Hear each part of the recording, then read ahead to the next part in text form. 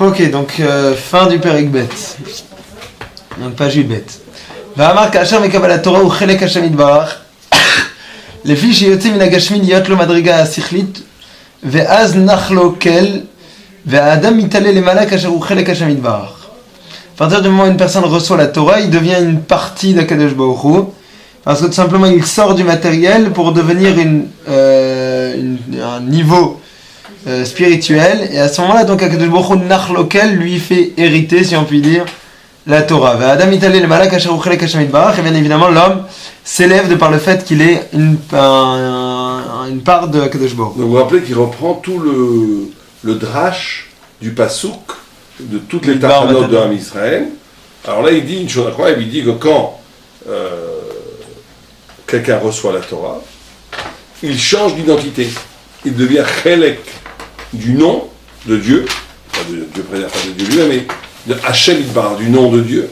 Ça veut dire qu'il y a une possibilité de transfigurer sa vie, totalement. C'est-à-dire qu'en vérité, on a deux personnes qui ont l'air les mêmes, mais l'un va vivre dans la matière, l'autre va vivre va venir. Vous comprenez que si quelqu'un est dans la matière, il est une partie du monde.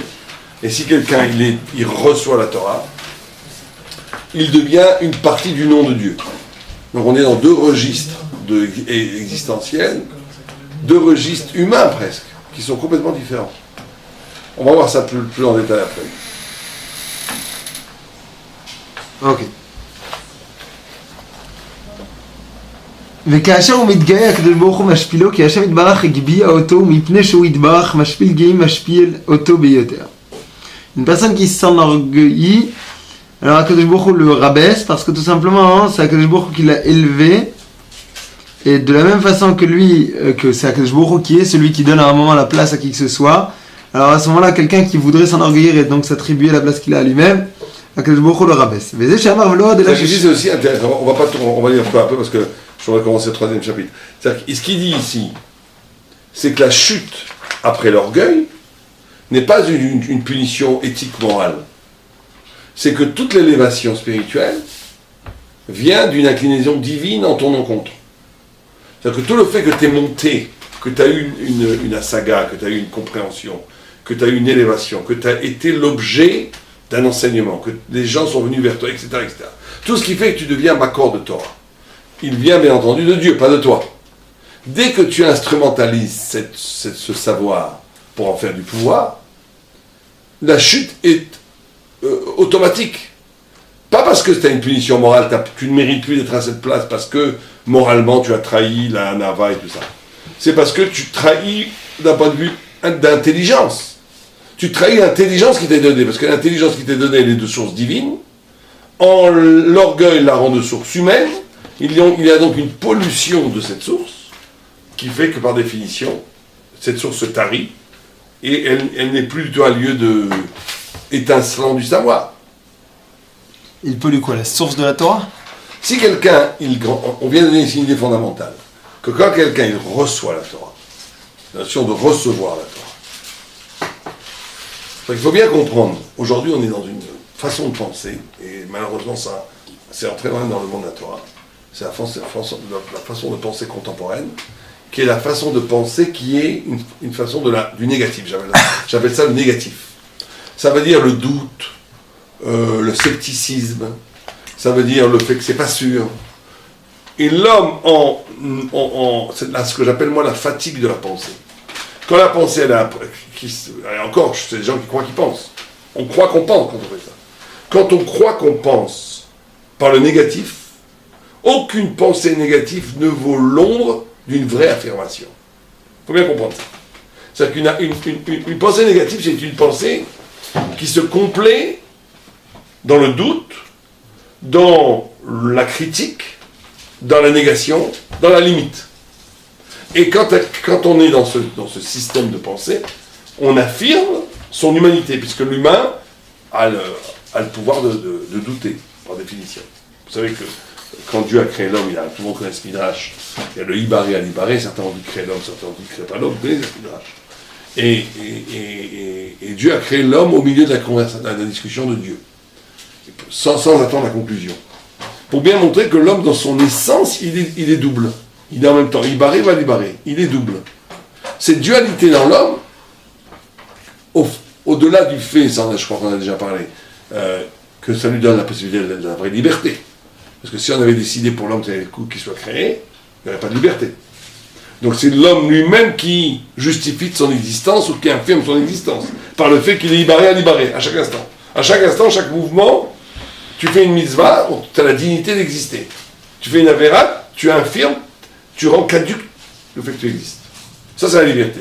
Mais plus profondément, au-delà de la liberté, c'est cette ubiquité de l'homme, ce dualisme, cette fêlure, cette brisure dans son identité, qui fait que l'homme peut penser. L'homme peut penser parce qu'il est double. Parce qu'il a en même temps être ou ne pas être. Il a en même temps néant et être. C'est ça qui fait que il peut penser. Parce que si on n'était que être, comme les anges, qui ont reçu ce qu'on appelle la science infuse, ils ont reçu d'emblée, il ne peut pas penser. Il n'y a pas de possibilité de réflexion. La réflexion, c'est quoi? C'est la mise en distance de l'évidence. La mise en distance de la réalité, de l'idée de soi-même, de tout. C'est ça qui permet la mécanique de la pensée. Or, c'est pour ça que les fanatiques ne peuvent pas penser. Et c'est pour ça aussi que les sceptiques radicaux ne peuvent pas penser. Les sceptiques radicaux ne peuvent pas penser ce qu'ils sont dans le néant. Les fanatiques sont dans l'ombre de la lumière. Et donc, les deux systèmes bloquent la pensée. Ce qui fait que je peux penser, c'est le fait que je puis toujours interroger l'idée, le monde, le moi-même, les autres. Au point où une fois, je vous avais raconté ça, que quelqu'un a posé un grand habit pour le mettre en difficulté, un apicurus, je sais pas si c'était un apicurus, en tous les cas, un masquide, il avait dit, mais pourquoi Dieu a créé un apicurus? Ça ne sert à rien. Il n'y avait pas d'apicurus, c'est la chose la plus importante du monde. S'il n'y avait pas d'apicurus, il n'y aurait pas de Gemara, on ne pourrait pas interroger. Parce que le pouvoir d'utiliser l'apicurus, c'est le pouvoir de mettre en distance, de douter. Mais un douter ou une affirmation. Donc l'homme peut se complaire dans le doute, ça veut dire dans la critique, ça veut dire dans la limite ou dans la négation. Tout ça, toute la majorité de la pensée contemporaine est bâtie sur ça. Et c'est nul. Ça vaut pas je ne veux pas être grossier, ça vaut rien. Parce que c'est très facile de pouvoir tout. Moi, je peux tout critiquer demain. Tout, facile. Je peux prendre n'importe quel système, le capitalisme, la philosophie, l'école, l'université, la politique, la démocratie. On peut très facilement te couper ça en morceaux en disant que ça vaut rien, parce qu'au nom d'un absolu, tout ça est nul. Mais cette pensée-là est une pensée de la limite, une pensée de l'humain dans sa petitesse. Un homme n'atteint justement à la éloquente, à la divinité, quand il est capable, au travers de l'épreuve de la pensée, d'avoir une vraie affirmation. Une pensée qui dit quelque chose. Une pensée qui pense une vérité. Et on va voir qu'il faudrait peut-être faire ici une dichotomie, un chilouk, entre le sens et la vérité. Ce qui peut paraître bizarre, la vérité, c'est la vérité en soi. Or, la vérité en soi, elle n'est pas donnée à l'homme, elle est révélée à l'homme. La révélation passe par un travail d'émancipation de la révélation elle-même, passe par un travail de capture de cette vérité. C'est donner du sens. Or, donner du sens, c'est comment la vérité fait sens à moi. Comment la vérité fait sens à moi. Elle me parle, elle me dit quelque chose, elle me fait vibrer, elle m'éclaire sur mon existence, sur ma vie, sur ce que je vois. Quand la vérité ne passe pas le processus du sens, on est dans ce que j'appelle le fanatisme éclairé.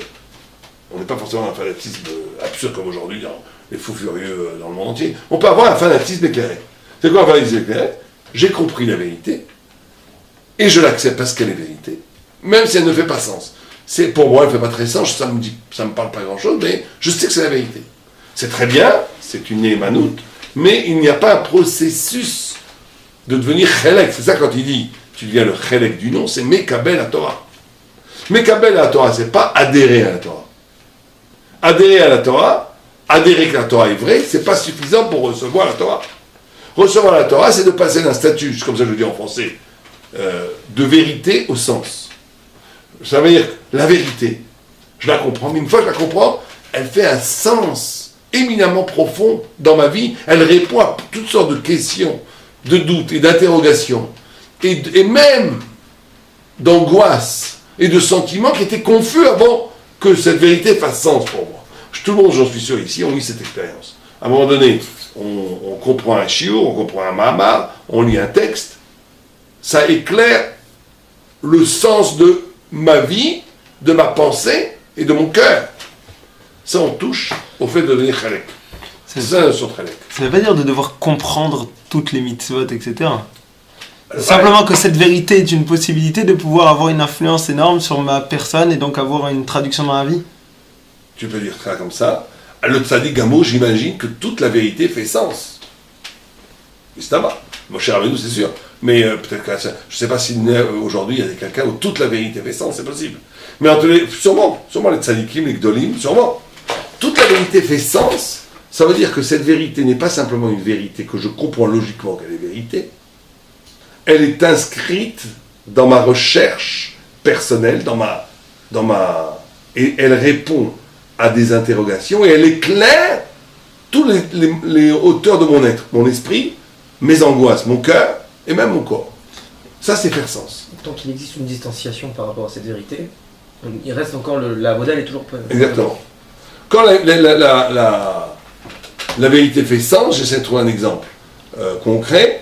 Il y a des fois dans lesquelles je ne vais pas comprendre. Hein? Il y a des fois dans lesquelles je ne vais pas comprendre la raison de la Bien sûr, mitzvah. il y a des choses qui sont vérités que tu acceptes et qui ne font pas sens pour toi. Et à ce moment-là, il y aura un problème parce qu'il y a un manque dans le mariage dans ce cas-là. Il y a un manque. Quand je ne comprends pas pourquoi. Il y a un manque dans le Mekabel. Tu n'as pas été Mekabel toute la Torah, tu as été Mekabel une partie de la Torah. Tu crois en toute la Torah. Si tu crois pas en toute la Torah, Epikoros. On te demande d'adhérer. Il y a deux processus. Ce que vous dites pas, on parle de Ta'ameh Mitzvot là maintenant par exemple. Non. Je vais essayer d'être plus clair. Ce qu'il faut bien comprendre, c'est que tu as adhéré à la vérité, même si elle ne fait pas sens. C'est une acceptation. Très souvent, les apikorsut, les apikoris, les hérétiques, les réformés, tous ces gens-là, ou bien même dans le monde de la Torah. Hein, bon. Pourquoi est-ce qu'ils sont hérétiques? C'est pas des méchants. C'est pas des afro-jojo, c'est pas que Dafke va aller contre Dieu. C'est que cette vérité ne fait pas sens à eux. Je vais donner un exemple, je ne veux pas trop. Bon, c'est pas grave, on s'en fiche. On va espérer que. Par exemple, quand on voit. Il y a des gens qui ne peuvent pas accepter que Shoah a massacré des populations en Israël, c'est du génocide. Donc ils disent c'est pas vrai, ou bien c'est pas possible que Dieu a dit ça. Pourquoi? Parce que ça ne peut pas faire sens pour eux que Dieu a dit allez, tuer toutes les 7 tribus en Israël. Ça ne peut pas faire sens. Dans ce cas-là, tu as deux solutions. Ou bien tu dis, bon, la Torah dit c'est vrai, et c'est bien parce que la Torah le dit, mais ça ne fait pas encore sens à moi. La Pécor aussi va te dire, ou bien avec les problèmes avec les femmes, pourquoi vous parquez les femmes derrière, toutes ces questions-là, où ça fait peut-être pas très sens pour nous, mais on dit que c'est la vérité. Donc face à cet écart entre la vérité et le sens, tu as deux positions. Ou bien tu dis, je te sacrifie la vérité au nom du sens, on est dans l'hérésie, la Pécor saute. On est dans l'hérésie. Ou bien tu dis, je vis comme un schizophrène. Ça veut dire, la vérité, c'est la vérité, mais ça ne fait pas sens pour moi. J'aurais été le bon Dieu, j'aurais fait autrement. Donc, ça ne fait pas sens pour moi. C'est pas un schizophrène, il est Mekabel. Il est Mekabel, non, c'est bien. Je dis que c'est très bien, il faut ça, tout le monde passe par là. Mais il y a le troisième niveau, qui est le plus haut niveau, c'est qu'il fasse ça. On dit que sans ça, ça serait impossible. Mais je vais à un moment, obligatoirement, t'emmènes à la schizophrénie. Ouais, obligé. Mais il faut travailler pour que ça fasse sens. À un moment donné, ça ne peut pas être autrement. Si tu comprends que ça ne peut pas être autrement. Comment Pour moi, aujourd'hui, la séparation des femmes et des hommes, même si ça gêne certains auditeurs, j'en suis sûr, elle fait sens. Je ne peux pas imaginer une fila entre hommes et femmes, c'est ridicule pour moi. Pourquoi? Parce que ça brouille complètement la notion de méditation de notre fila. Pour moi, elle fait sens. C'est pas un grand mérite. L'expérience a fait que je comprends. Cette vérité est devenue sens. Elle fait sens pour moi. Tu peux trouver 1000 cas comme ça. Mais il y a des choses encore où tu peux dire ça n'a pas vraiment de sens pour moi. Donc il faut faire un distinguo entre la vérité et le sens. Et ce que nous on cherche avant tout, parce qu'on est la plupart des gens que tu attends, ils vont au Hachem, ils ont accepté la vérité, ils n'ont plus de problème tellement avec la vérité. C'est rare quand même des gens qui sont un peu tordus. Donc ça va. Mais le problème il est au sens, pas dans la vérité. Mais ça peut être aussi un niveau. Et le sens passe par une affirmation. Parce que c'est ça qu'il faut bien comprendre, le vrai sens. Parce que très souvent, comment tu fais sens? Par la négation. C'est par la négation que tu fais sens. Tu dis, ah non, ça c'est pas possible, c'est pas vrai. Pourquoi? Parce que ça te parle. Ta négation, c'est ta limite. Donc, elle la limite de façon facile, paresseuse, dans l'ouvrage de la pensée. La pensée paresseuse affirme le sens dans la négation. Le grand pari, ou plutôt le grand, je cherche le mot en français, quand tu as une tâche, la tâche. Challenge. Ouais, challenge, la tâche, il n'y a pas un mot en français, je l'ai sur le bout de la lèvre. C'est pas grave. Défi. Le défi, voilà. Le défi, le grand défi pour chaque juif, c'est comment arriver à un sens affirmatif. Voilà, on pourrait dire ça comme ça, le sens affirmatif.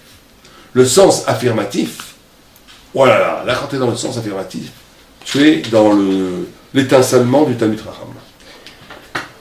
J'ai un col, Et ça, même quand vous êtes à un grand niveau et que vous abordez un nouveau texte qui fait pas de sens pour vous, qui n'est pas compréhensible, vous avez du mal. Ça aussi, c'est cette même relation. Ça veut dire quelqu'un qui étudie aussi, qui voit un texte, il comprend pas comment il est fait, comment il est formé. Il a aussi ce même dilemme, à un autre niveau peut-être. Mais bien sûr, je parle de ça. Ouais. Mais non, je pensais que vous alliez dire quelque chose qui, je pense, est aussi intéressant et vrai. Vous l'avez peut-être ébauché.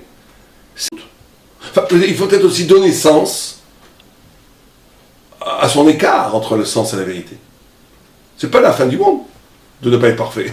Je veux dire, c'est très bien. Le fait qu'il y a une différence entre le sens et la vérité peut être tout à fait bénéfique au niveau du sens. Tu peux donner un sens au non-sens que tu vis. Au sens où tu dis que j'en suis là. Et c'est très excitant. C'est très excitant de se vivre l'épopée intellectuelle d'un juif à travers l'étude, la compréhension, l'approche de Dieu, de le vivre aussi dans ces zones d'ombre, d'échec, d'impossibilité, d'aporie. Ça fait partie du sens. Mais ce qui est très important, c'est d'élaborer une pratique du sens. Dès qu'on n'est pas dans une pratique du sens, donc dans une pratique, ce que j'appelle moi le fanatique éclairé, ça veut dire qu'il accepte la Torah très bien, mais qu'il s'en fiche. Ça ne lui importe peu que ça fasse sens ou pas pour lui. Il croit qu'il est un grand sadique, il se trompe. Il passe à côté de Mekabel à Torah. Il adhère à la Torah, mais il n'est pas Mekabel à Torah. Mekabel à Torah, d'après le Rambam, c'est de devenir Chelek Me'Hashem. Chelek Me'Hashem, ça devient une partie de toi, donc c'est un sens, c'est plus que la vérité. C'est beaucoup plus que la vérité. C'est la vérité qui prend sens. Bon, tout le monde peut le faire, c'est fondamental. Ouais. Vous avez parlé que critiquer, c'est pas une force, tout le monde peut le faire. Ouais. Ok. Et que ce qu'il faut, c'est à un moment pouvoir. Moi, je peux critiquer à un moment un système qui est négatif. À partir du moment. Tu as le droit, mais c'est pas une pensée. Sache que c'est pas une pensée. À penser, à partir du moment où j'ai quelque chose, ou à partir du moment où effectivement je critique parce que j'ai quelque chose d'autre à proposer. Exactement. Ok. Ou bien que ta critique est basée sur une affirmation. Tu affirmes une gdoucha, et tu vois que cette gdoucha est bafouée. Voilà, t'as le droit au contraire, la critique fait partie d'une affirmation. Casser une zvara sans en dire une autre, c'est pas une chorma. Non. C'est pas une chorma du tout. C'est l'esprit de la petitesse. Moi j'appelle ça les fatigues de la pensée. Mais ça peut pas être l'ébauche d'une naissance nouvelle. Oui, bien sûr. C'est ce qu'on a dit. Si c'est ouvert vers la recherche d'une affirmation, c'est très bien. Tu vois, toute la Gemara est basée comme ça, couché à tiroute. Bon, des fois, tu as des técous. Même la Gemara, même dans la Gemara, il y a une différence entre le sens et la vérité, des fois. Mais, donc, même les Amoraïm avaient ça, donc c'est évident. Il y a peut-être que les prophètes qui n'avaient pas, j'en sais rien. Mais en tous les cas, tu vois que ce système existe partout, dans la Torah. C'est le système de la Torah elle-même. C'est pour ça qu'ils ne sont pas schizophrènes, ça veut dire... Non, juste schizophrènes, c'est comme ça. Non, c'est pas négatif. En absolu, c'est négatif. On demande de toi que toute la Torah fasse sens. C'est une étape. On arrive. Mais ça, c'est gravissime, parce qu'après, tout simplement, je comprends même plus pourquoi je fais ça. Non, mais il a raison que si tu es dans une dynamique où tu essayes de rendre la vérité sens, c'est pas grave, l'écart, parce que c'est la vie. Personne n'est parfait, c'est la vie. Et alors, vous dites qu'il y a un Là où c'est schizophrène, c'est quand les gens ont fait le deuil du mariage entre le sens et la vérité. Là, c'est schizophrène. Là, c'est grave. Alors, c'est pas très grave, ils sont pas picos. Vaut mieux ça que de faire le deuil de la vérité au nom du sens. D'accord? C'est-à-dire que quand je prends mon loulav et que je sais pas pourquoi je prends mon loulav, ça me dérange. Mais le fait que ça me dérange, c'est déjà quelque chose de bien. C'est-à-dire je comprends pas encore pourquoi véritablement c'est quoi le sens que Kadosh me demande de prendre mon loulav et de le secouer dans les 4 coins cardinaux. Oui, mais tu as aussi le mouvement inverse. Ce que tu dis est très important. Parce qu'il y a aussi à un moment donné le sens devient vérité. Je prends le Lulav, j'ai pas tout compris, les 4 points, le Harizal, le Yichud, tout ça, je comprends rien. Mais bon. Mais quelque part, je prends mon Lulav. Il y a une excitation. Même quand Je ne remets pas en cause la vérité tant que j'ai pas de sens. Non, mais même au-delà de la vérité. Toi, dans ta vie, tu es content d'acheter ton Lulav, tu es content de le faire le premier jour, ou même le deuxième jour. Tu es content de le faire. C'est un jour de fête, ça donne du sens aussi à ta vie. Mais sans pouvoir le traduire en vérité. Ça aussi, il faut faire ce mouvement. Il y a un autre mouvement, le mouvement cardinal, c'est de traduire la vérité en sens. Mais il est aussi important dans la mécanique de traduire la vérité en sens, de traduire le sens en vérité. Ça veut dire que quand je fais le Lulav, c'est vrai que je ne comprends pas grand-chose, mais je le fais. Je suis engagé dans cette histoire. Ça me donne une certaine satisfaction, un certain plaisir de servir Dieu, de faire la mitzvah, d'être dans la fête. Donc c'est du sens pour moi. Maintenant, ce sens, ça peut être aussi le lieu d'une révélation de vérité. Ça, c'est comment, à partir de ton sens, ça c'est la notion de Torah Shebal Peh, tu vois, la notion de l'irruption de la vérité à partir de l'intrigue personnelle de chacune. C'est-à-dire que ces deux mouvements de la vérité qui fait sens et du sens qui fait la vérité, c'est le mouvement ontologique Torah Shevirta, Torah Shebal Peh. Mais le travail est double. Le travail, effectivement, est double. Comment la vérité fait sens et comment le sens fait vérité. D'accord? Comme des chokim, tous les chokim, c'est ça aussi. Ça veut dire une mise on ne sait pas pourquoi on l'a fait. Mais ça reste quand même une vérité. Ça, c'est certain. Mais là, les chokim, comme en essence, elles sont imperméables, elles peuvent faire sens. Justement, je pense que... Elles peuvent faire sens dans l'infini, dans l'irruption de l'infini dans ta conscience. Le sens, ça veut dire... Le sens, que ça illumine ton excitation intellectuelle, émotionnelle et physique même. C'est ça le sens. C'est que tu es concerné par cette vérité.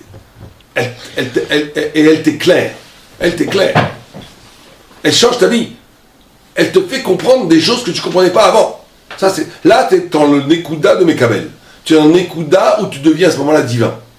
Quand la Torah te permet de comprendre les interrogations que tu avais avant, de résoudre des angoisses et de résoudre des problèmes que tu avais, tu deviens Mekabel, tu deviens Chelek Mi'Hashem Yitbarach.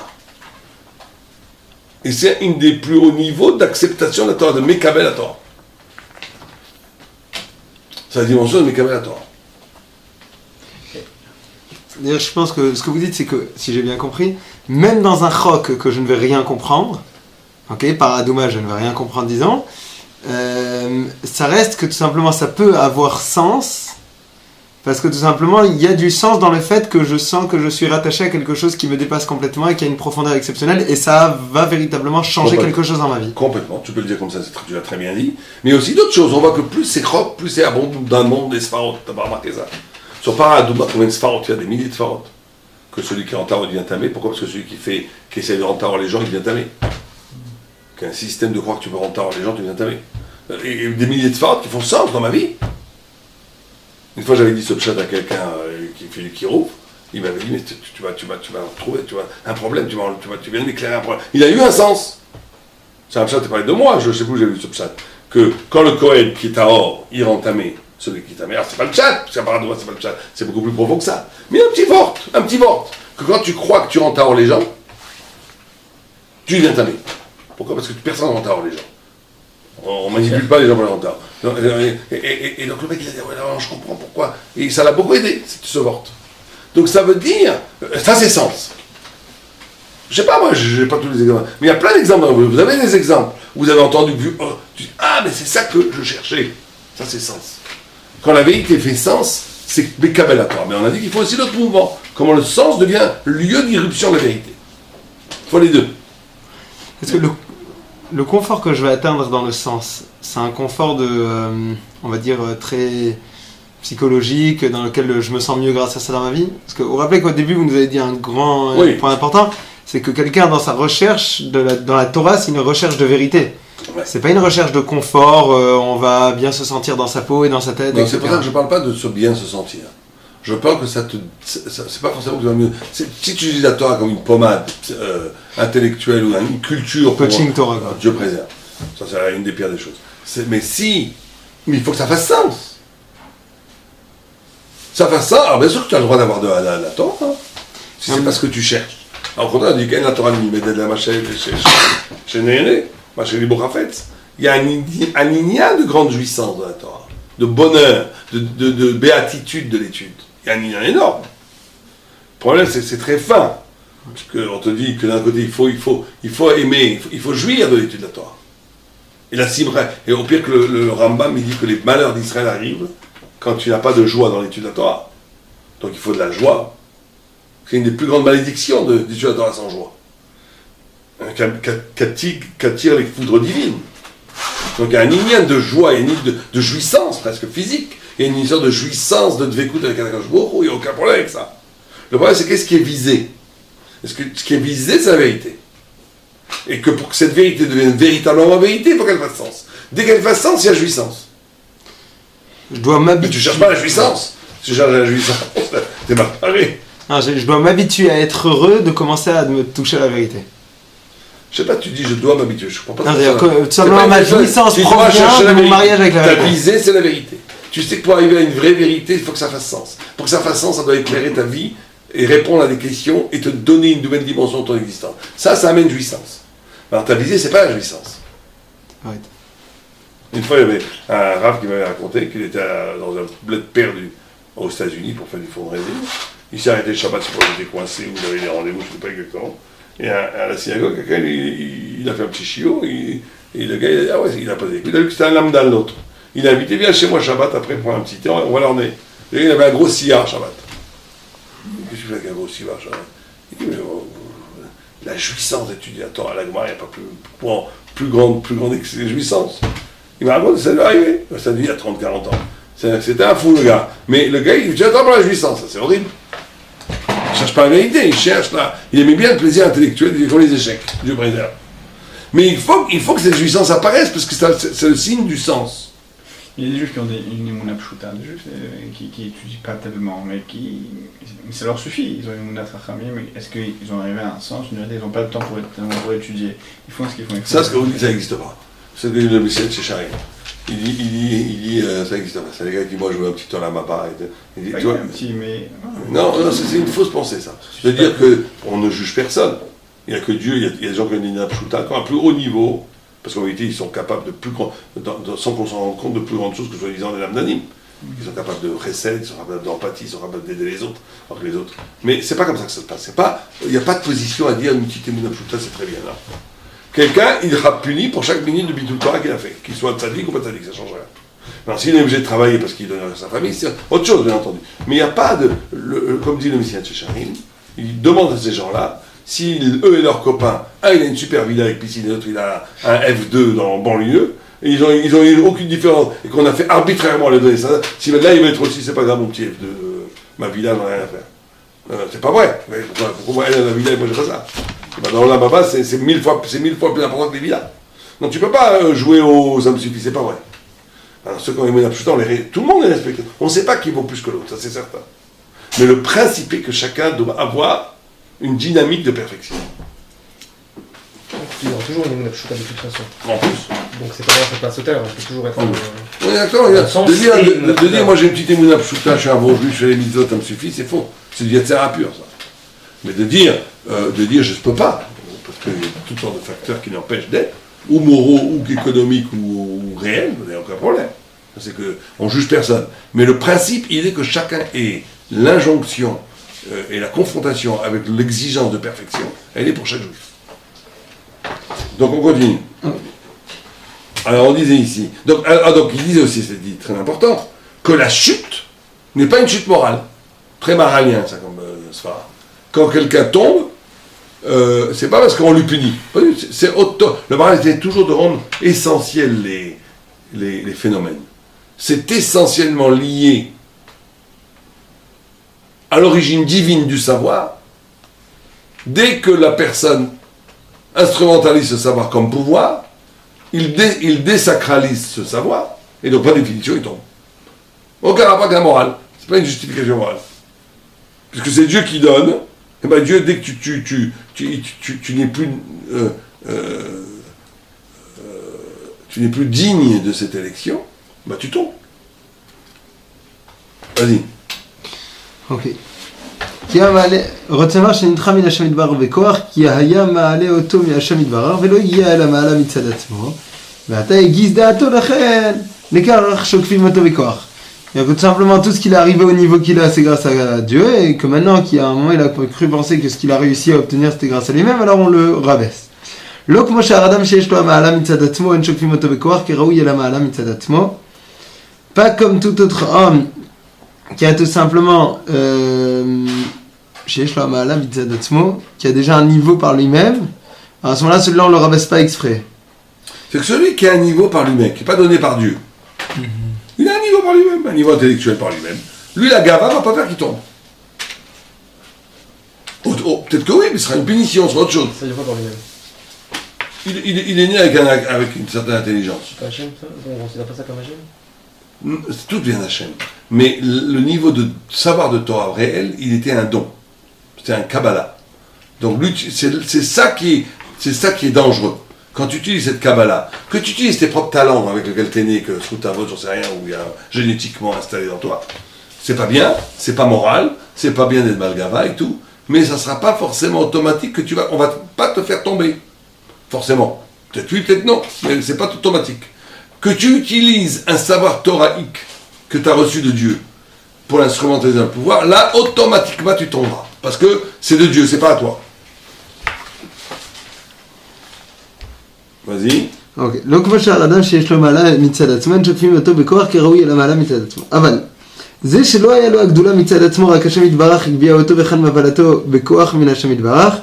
Par contre, celui-là qui a reçu toute sa grandeur d'Akadosh Baruch Hu et qui va l'utiliser pour lui, alors Dieu le rabaisse. C'est vrai qu'on peut poser la question qu'en réalité tout vient de Dieu, c'est vrai que c'est une question. Ah, peut-être que... Parce que tu poses comme question, c'est une question.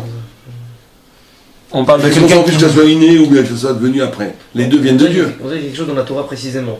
La Kabbalah de la Torah elle est spéciale comparativement aux autres. Quelqu'un qui s'enorgueillit de son étude, par exemple. Quelqu'un qui a fait des études et qui a réussi à devenir professeur en astronomie. Ouais, dans le Chol, mais le Chol aussi c'est donné par Dieu. Non, bien que ce soit donné par Dieu, mais il a quand même fourni un effort quelque part pour pouvoir atteindre cette sagesse. Peut-être. C'est comme si la source, elle... Ouais, mais c'est difficile à savoir qu'est-ce qui devient directeur. Parce que tout ce que tu viens de dire, tu es obligé de l'acquérir aussi, non? Oui, mais on dirait que... La Torah, tu es obligé de l'acquérir. Oui, mais... La Torah, c'est Matana. Elle ne te vient pas comme un paquet du Shamaïm. Mais ça reste que c'est Matana. C'est une source C'est continue. une Matana, mais tout est Matana. Mais c'est comme une source continue. Même le savoir que j'ai appris il y a longtemps, ça reste une source qui se renouvelle constamment. C'est pas comme un savoir Chol qui s'est arrêté une fois qu'il m'a été donné. Et par conséquent, vu que c'est une source continue, le fait d'être Midgaï, enfin de m'enorgueillir à ce moment précis, je stoppe la source. Alors que si je m'enorgueillis après, la source n'existe plus en fait, elle a été... parce que le savoir Chol... Le savoir Chol reste. Donc c'est pour ça que... Bon, c'est ça que tu dis. Mais je sais pas si... Non, le savoir Chol peut-être c'est pas une Matana. Non, mais... Il parle aussi... Ma'ala Mitzad Asmo, ça peut être aussi la Torah. Peut-être que dans le Chol, là maintenant, on parle tout simplement du fait que c'est normal, que quand j'ai travaillé comme il faut, j'ai bossé 7 ans, je deviens médecin parce que j'ai appris de tout le Chomer. Et ça, c'est quelque chose de, on va dire, logique. Alors c'est vrai que c'est la Torah elle-même. La Torah, jamais il y a ça. Si, j'ai bossé 7 ans. Tu as bossé 7 ans pour apprendre la Gemara, ça reste. Yagata ou Matsata, c'est quoi alors? C'est ce que je te dis. Non, c'est qu'à un moment, si t'as pas été Miyaga, à un moment ça vient après, c'est une Matana qu'on lui donne. Tu veux travailler du matin au soir, quelqu'un qui est mashkia dans la Torah, alors que beaucoup de ça, faut noter le Matana. Aval Beikaron, a une chose si bas que quelqu'un de. Logiquement, que les gammes que l'on fait dans n'importe quelle technique d'étude, c'est une Matana. Il y a un niveau de Torah le plus bas, on va dire, qui dans sa mécanique intellectuelle est proche du Chol. C'est extrêmement bas comme niveau. Vous-même, vous avez dit que les personnes qui sont d'un grand niveau et qui ont, par exemple, n'ont pas un travail sur les midotes, etc. On va dire ça. On va dire que le grand niveau, c'est celui-là qui disparaît. C'est là qu'on te fait descendre. Mais le niveau bas, il peut rester. Même si c'est toi. Le niveau qui est humain, on va dire, qui n'est pas donné par Dieu de façon surnaturelle, lui, il ne disparaît pas avec l'orgueil, de façon automatique. Le niveau qui est donné par Dieu comme révélation, et qui te donne accès à un continent conceptuel, qui est le savoir, qui va illuminer le monde, lui, il est hyper fragile. Dès que tu t'enorgueillis de ça, ça te tombe. On arrive à cette conclusion. Ouais. Donc tu peux en déduire qu'un Balgava qui est fort en Torah, c'est la Torah du bas niveau, puisqu'il n'a pas perdu. Ah bah oui, ça qu'on va dire. Puis ça, on en revient au problème de... c'est ça que on en revient au problème de distanciation. Il ne se reconnaît pas dans la source. Ouais. Et c'est revient en... והתבהר לך, כי לקניין התורה השכלית צריך הכנת שיקבל התורה. Pour pouvoir atteindre ce véritable donc, niveau de Torah, comme on vient de l'appeler, il faut un véritable travail de préparation. ועיקר הוא הענווה, כמו שהתבררו למעלה, כי מידת הענווה יותר מכל המידות הכנה אל התורה, Il va falloir bien évidemment avoir cette préparation sur l'humilité, apprendre à être humble, parce que tout simplement, cette humilité-là est la mida essentielle pour la préparation, pour se préparer à recevoir la Torah. Ou Bepek Ketzad, j'avance. Oui. Ou Bepek Ketzad Ma'abrin. Dans Eruvin, on dit Lo Bashamayimi velo Ma'ever Layami. Rabbi Yochanan amar Lo Bashamayimi lo timatze begasei haruach velo Ma'ever Layami lo timatze besachranim velo betagarim. Alors le passage qui dit que la Torah là. Ouais, je sais pas, j'ai Sachanim. Sachanim, peut-être qu'il faut aussi une erreur d'impression. Donc la Gemara dans Eruvin avec Rabbi Yochanan fait une dracha sur le pasuk de Lo Bashamayimi velo Ma'ever Layam. Que Lo Bashamayim, si ça va que dire que la Torah ne se trouve pas chez les personnes qui sont gassées à rouar, qui ont de l'orgueil. Velo Ma'ever Layam, elle ne se trouve pas non plus chez les personnes qui sont dans le commerce du matin au soir. Au Pirouch Inyanze, qui veut kama mekomot be'arnu ki chelke ha'adam hem shlosha. L'explication, c'est que tout simplement, il y a 3 parties dans l'homme. Ha'echad ou ha'sechel v'ha'sheni ou ha'nefesh ha'shlishi ou ha'guf. Il y a la partie intellectuelle, la partie nefesh. Je veux dire émotionnel, pour faire du rapide. Et puis la 3e partie qui est purement physique. Elu shlosha hem ba'adam v'kasher chelek ha'echad gover ba'adam en safek shehu mevatel koach ha'sheni v'shlemuto. Et puisque ces 3 composants sont présents chez l'homme, à partir du moment où il y a un des composants qui va s'affirmer plus que les autres, eh bien obligatoirement il va prendre de la place sur le compte des 2 autres composants. והתורה היא לשכל והתגרים שהם עובדים ושווים מבלי מנוח להם והם בעלי תנועה כמו שהוא לשון סוחר שהוא מסבב תמיד או כמו שכתוב לו מעבר לימי אלה התגרים והסוחרים מפני שהם עוברים מעבר לים וידוע כי התנועה אשר האדם הולך ומסבב היא לנפש האדם אשר ממנה התנועה נמצא. Alors il explique que tout simplement la Torah bien évidemment c'est pour le spirituel. Or, les commerçants et toutes ces personnes-là qui... La Torah, c'est le sechel, c'est l'esprit. L'intellect. C'est l'intellect. Ouais. Et les commerçants et tous ceux qui sont donc en train de courir du matin au soir pour travailler et faire leurs affaires... C'est l'énergie, on va dire. C'est l'énergie, et cette énergie-là se rapproche au nefesh, le nefesh qui est donc l'émotionnel, comme on l'a traduit avant. Asher mimena tnua nimtza, v'kasher midat ha-nefesh, asher mima tnua gover ba'adam davar ze mevatel ha-koach hasheni.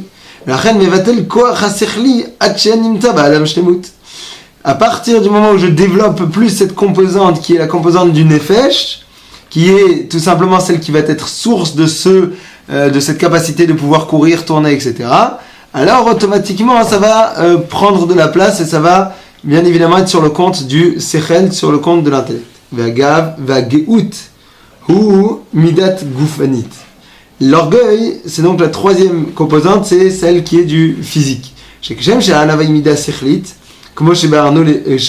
la même façon que l'humilité est quelque chose d'intellectuel, comme on l'a expliqué, le physique, de la même façon l'orgueil est purement matériel, שהוא לשון גז רוח שהגסות והאהבות הוא לגשמי כמו שבארנו, ולכן כאשר גובר באדם מידה זאת, מבטל הוא השכלי וזה מבואר.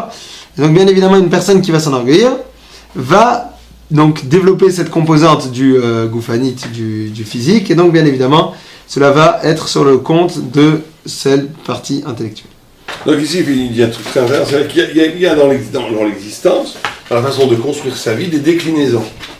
C'est qu'en réalité, au fin fond de son âme, un homme décide de décliner son être, ou à partir de l'intellect, c'est-à-dire de la Torah, ou à partir de l'énergie, ça veut dire l'investissement qui passe très souvent par le business, ou par l'orgueil, ça veut dire par l'affirmation constante de sa présence, qui est liée au corps.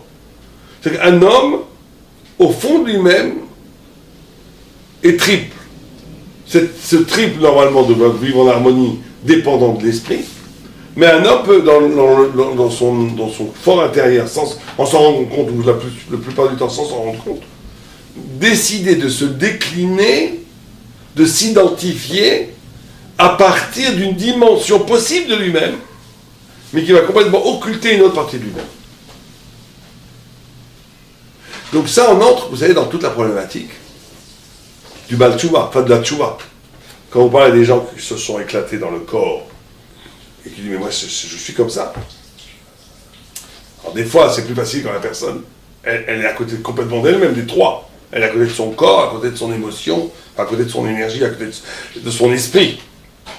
Mais un argument qui pourrait paraître irréfutable, c'est de dire, par exemple chez les artistes c'est très souvent comme ça, la Torah c'est pas pour moi, parce que moi je m'accomplis complètement déjà dans la peinture, ou dans la musique, ou dans la danse.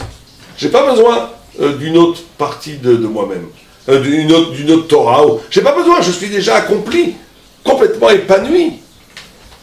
Mais là, c'est très difficile de faire comprendre à cette personne. Oui, tu es épanoui d'une déclinaison, d'un tiers de ton être. Mais ce tiers-là occulte un tiers beaucoup plus profond, beaucoup plus fin, qui est caché par ce tiers. Et tout le travail de l'éclaireur, de l'éveilleur, sera de montrer comment dans le nefesh il y a un peu de sechel, ou comment dans le gouffre il y a un peu de sechel, pour permettre l'éveil de la conscience du sechel. En d'autres termes, il y a dans l'homme plusieurs structures, plusieurs identités, plusieurs avenirs, plusieurs potentialités, plusieurs vies, plusieurs personnalités. Alors, le tzaddik, il harmonise tout cela en une, sous le contrôle total de l'esprit spirituel, de l'intellect spirituel. Mais beaucoup de gens non, investissent leur existence à partir d'une partie d'eux-mêmes, en oubliant que le plus grand voile de ta vérité, c'est ta vérité, c'est une vérité inférieure qui est en toi. Le plus grand voile de la vérité, c'est pas le mensonge. Le plus grand voile de la vérité, c'est la vérité de toi-même à un niveau inférieur de ce que tu aurais pu être.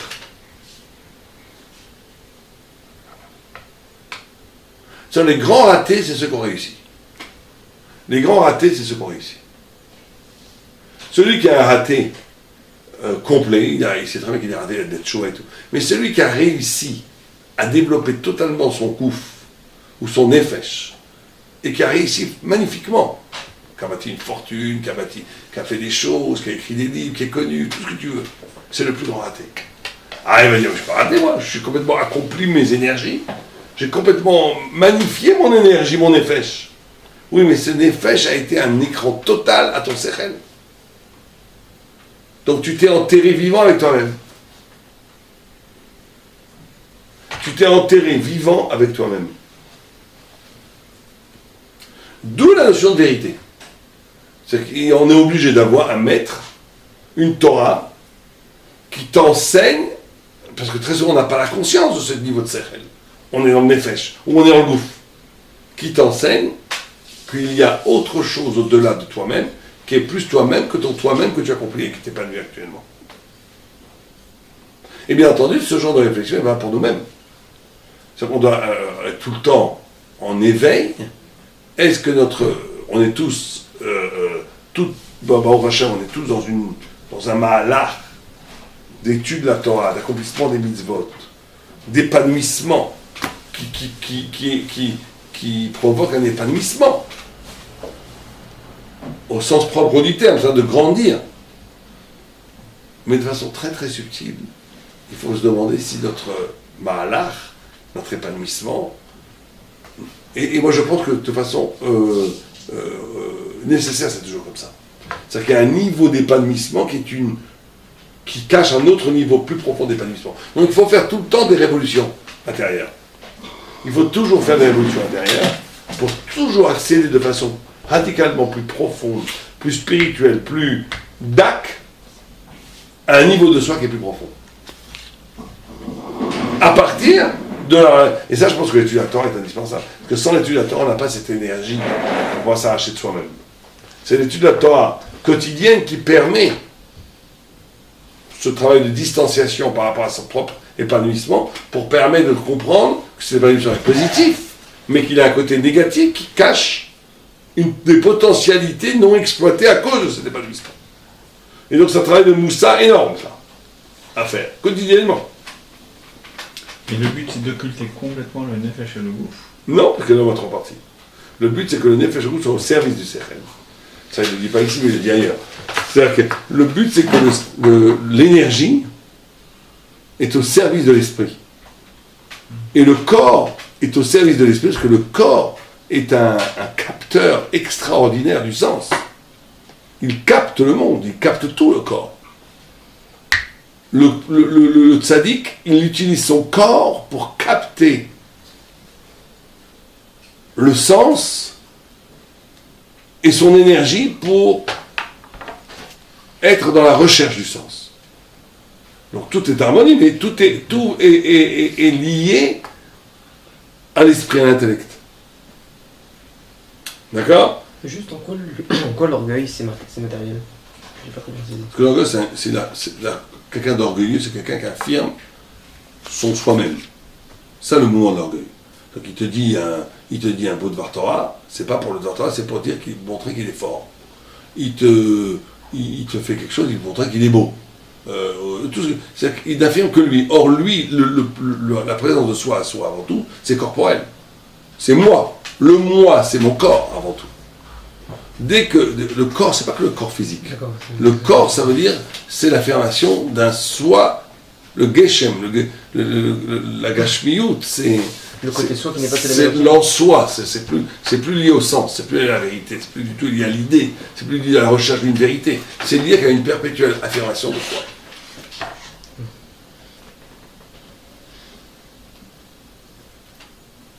Est-ce que vous avez dit que quelqu'un qui avait réussi, en fait, il a raté? C'est aussi même au niveau du cercle? Que quelqu'un qui a l'air d'avoir réussi dans le un niveau cercle? inférieur? Alors tout est relatif, mais je pense qu'à un certain niveau, on est tous des ratés. Alors comment on s'en sort? On est tous des ratés, comme disait Arav Shapira, on est tous des débris. Alors je trouvais ça un peu dur, mais c'est vrai. On est tous des débris de l'espoir que Dieu avait mis en nous. Bon, c'est un peu dur, mais je pense que si on affine, ou plutôt on modère l'expression, ça voudrait dire qu'il y a toujours un niveau où tu as un niveau plus intime, plus radicalement sérène, plus radicalement intellect, plus radicalement proche de Dieu, qui rend ton épanouissement. C'est pas que tu as raté, tu as réussi. Mais cette réussite est la cause d'un ratage. Il y a un manque d'exploitation du potentiel. Exactement. Un manque aussi de clairvoyance par rapport à toi-même. Un manque de non-découverte de conscience. son potentiel. Exactement. Donc et à part peut-être, je sais pas, il y a sûrement des grands Raphaël, c'est sûr que peut-être qu'il arrive au maximum de lui. J'imagine. Sans parler de Moshe Rabbeinu et des grands de Cheskel et tout, les très grands, le Rav Tzraïm, Mustama. On vit complètement complexé, ça, tout le temps. Mais la Torah est très vieux, la Torah. Si, la Torah. C'est le chat de Rabbi ne pas être créé. Dès qu'on réfléchit un peu, mais il ne faut pas tomber ni dans le complexe, ni dans la culpabilité, ni dans le youch, le désespoir. Pourquoi? Parce que tu te dis, d'accepter de vouloir essayer de faire, c'est déjà magnifique. Tu n'as pas fait ce que tu peux. C'est-à-dire que tu ne dois pas voir le résultat, tu dois voir que tu es dans un processus qui va vers le résultat. Donc une fois que tu es comme ça, c'est aussi de l'orgueil de tout le temps se jauger par rapport à l'immensité du travail. Oublie-toi. Vois la vérité et fais avec. À partir de là, on n'a plus tellement de problèmes, ni de culpabilité, ni de... Il n'y a plus tout ce genre de problème. Et après, c'est dur d'essayer une simcha. Ça veut dire... Mais la simcha, c'est l'essayer. La simcha, c'est le processus. La simcha, c'est le sentiment d'exister. Or, exister, c'est exactement ça. Donc, dès que tu essaies de le faire, tu existes. Tu es joyeux. Parce que tu ne te juges pas par rapport au résultat, mais par rapport à l'existence. Or, l'existence, c'est vraiment ce mouvement d'affinement de son être en adéquation. C'est ça, exister. Et au contraire, quand tu fais ça, tu es très content. Parce que tu t'oublies un peu. Et dès que tu grandis, tu t'approches de Dieu, plus ça devient sa mère.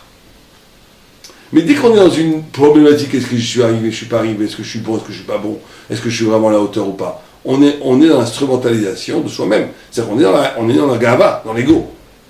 Ça peut être une gava qui n'est pas... C'est très sophistiqué la gava et la halava. C'est pas ce qu'on croit. Tu as des grands orgueilleux, soi-disant, qui ne sont pas des grands orgueilleux. Ils se jouent un rôle parce qu'ils jouent un jeu, ils veulent se protéger, ça va. Et tu as des gens qui ont l'air comme ça, très pachoutes, c'est des grands orgueilleux. Parce qu'ils ne veulent pas bouger, ils pensent qu'ils sont... C'est beaucoup plus compliqué qu'on croit. Il n'y a qu'Hachem qui voit le fond des êtres. Mais on sait d'un point de vue des idées que c'est pas du tout comme on croit. beaucoup plus subtil que ça. Et comment vous expliquez qu'il y a des gens qui ont vraiment du plaisir, par exemple, ils ont un talent pour peindre, ils ont un talent pour faire, même dans quelque chose, dans un domaine du limoud. Ouais. Donc ça veut dire qu'ils sont, c'est ça leur potentiel. Bien sûr. Ok, Oui, mais, que ça, il y a plus. Non, la peinture, ça peut pas être le potentiel radical dans le de- limoud. Quelqu'un qui a- La peinture, c'est le nefesh. C'est une matérialisation. mais dans le limoud, quelqu'un qui a un potentiel dans un trou, dans la halakha par exemple, alors son potentiel, comment c'est jamais fini, c'est-à-dire même dans ça, il peut aussi. Bien entendu. Ça ne veut pas dire de ne pas développer.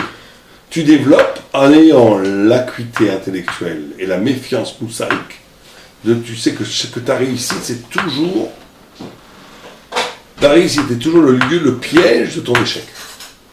Quand tu as compris ça, tu as compris beaucoup de choses.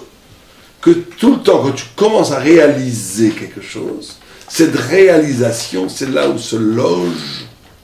C'est que la vie va à la mort. Et la mort va à la vie. Donc dès que tu es vivant et que tu crées quelque chose de vivant, cette irruption du bien, il y a une tendance naturelle à se solidifier, à s'idolâtrer, à devenir un écran face à un gisement de lumière qui est caché par cette statification de la réussite. Tu vois, les gens, ils font des choses, au début, il y a plein de brachot. Et après, ça devient plus compliqué. Comment ça se fait? Cristallisation du Netzav. D'accord? Parce qu'au début, ils étaient dans une dynamique spirituelle où la kamel bracha, dès qu'ils s'arrêtent et qu'ils commencent à instrumentaliser la réussite, ils commencent à s'identifier à cette réussite, cette réussite ne devient plus un lieu de révélation, mais un lieu d'obstruction de la beauté de soi-même, c'est là que commencent à arriver toutes les galères. Parce que tu es sorti de la bracha, tu es dans la klala.